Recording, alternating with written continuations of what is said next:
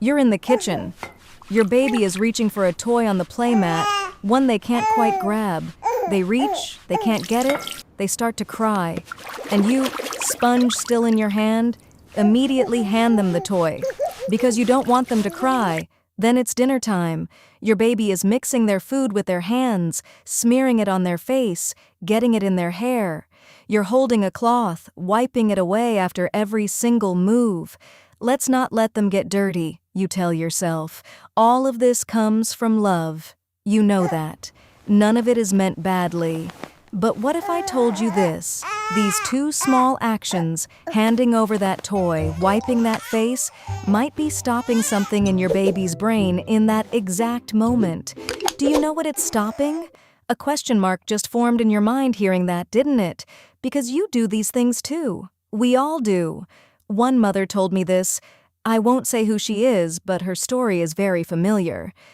My son was watching birds, and I pulled out my camera and said, "Look here, sweetie." I didn't notice it at the time, but I was doing this every single time. Later, I realized his attention never lasted very long. Another father said, "The TV is always on at home. My daughter doesn't even watch it. Her back is turned. But one day I noticed, when I said something to her, it was like she couldn't hear me." And another mother, this one stayed with me the most. Whenever my child got bored, I'd pull out a toy right away.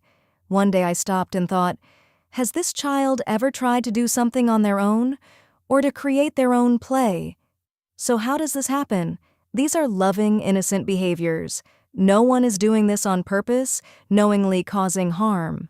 But here's something interesting. Because your baby's brain works in a far more delicate way than you think, and sometimes these loving gestures disrupt the working rhythm of that delicate brain. Which of these innocent habits do you do the most? If you're doing at least 2 or 3 of them, please keep listening. Habit 1. Helping immediately. Blocking their focus. Here's something you might not know. When your baby can't reach something, a mild stress hormone gets released in their brain. I know that sounds bad, but it's actually a necessary part of their development. This stress activates their brain's attention center. The brain says, "There's a problem here, I need to solve it." And inside that little head, millions of neurons try out new paths to solve that problem. When you reach in and hand over the toy at that moment, you cut that process right in the middle. And here's the truly surprising part.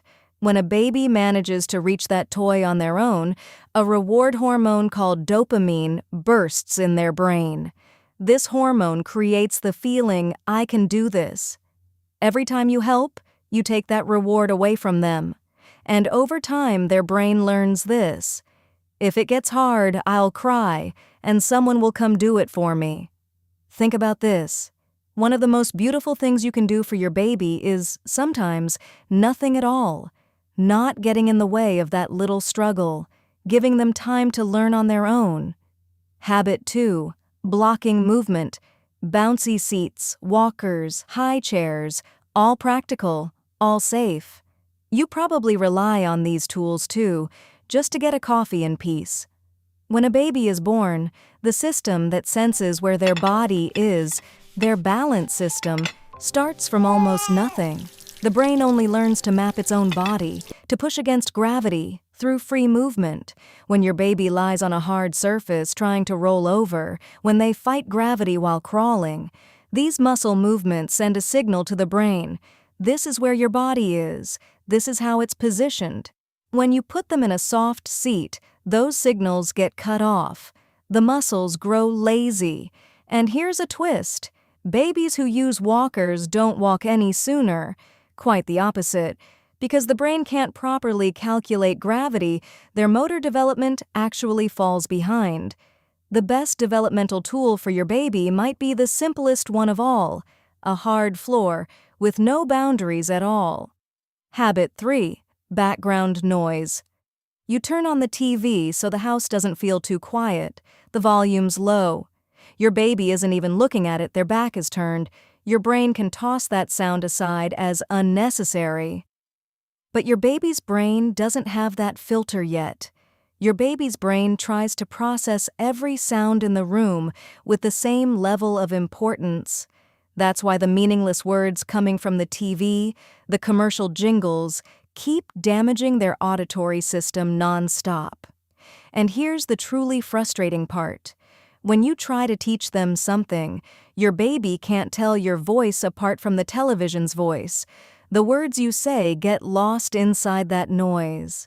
Research shows that babies raised in homes with the TV or radio constantly on develop their vocabulary more slowly. Habit 4.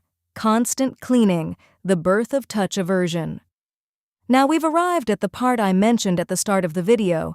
There's yogurt in front of your baby. They dip their hand in it, smear it on their face, get it stuck on the table, and you're standing there with a cloth, wiping it away the second it happens. But here's something genuinely surprising. A baby doesn't get to know the world only through their eyes. They get to know it through millions of nerve endings in their skin, too. That sticky yogurt, that lumpy vegetable, none of it disgusts your baby's brain. It's literally a process of gathering data. Every time you immediately wipe their hand or face, you send this message to their brain. Sticky, wet, different textures are dangerous. They need to be cleaned right away. And the brain learns this. It goes into protection mode. This is called tactile defensiveness. Children whose mouths are constantly wiped, who are never allowed to get dirty, end up refusing foods with different textures later on, panicking the moment their hands get messy. Let them get a little dirty. Getting dirty is one of the ways the brain learns. Now go back to that kitchen. Sponge in your hand, your baby reaching for the toy. This time, don't reach out. Sit down. Watch. See that determination on their tiny face, eyebrows furrowing, their hand reaching out again and again. This might feel hard for you, because watching is harder than helping. But know this, in that moment, something is being built inside that little head. Patience, confidence, the feeling, I can do this. And you can't give them that feeling. They have to find it on their own, through trying. All you have to do is allow it and be patient. And those hands dipped in yogurt, that messy hair, none of that is dirty. It's discovery. It's how your baby makes sense of the world. Maybe now you understand, love isn't always about stepping in. Sometimes love is stepping back and watching. Sometimes love is allowing silence. You weren't a bad parent for doing this. You just didn't know. Now you do. Maybe the greatest gift you can give a baby isn't giving them everything. It's letting them find some things on their own. If this video made you feel something different today, you can subscribe here. Every week, big secrets from your baby's little world are waiting for you.